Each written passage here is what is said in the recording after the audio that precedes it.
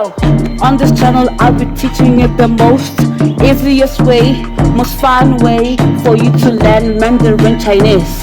Yeah, now, let's start learning. Buckle up.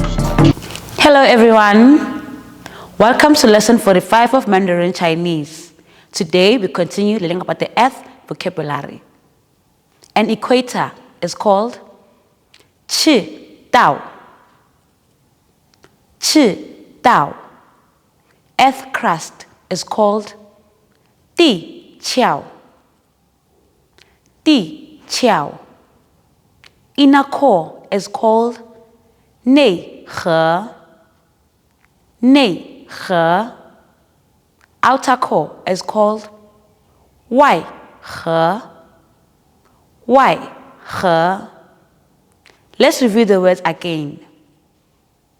赤道, 地壳, 内核, 外核.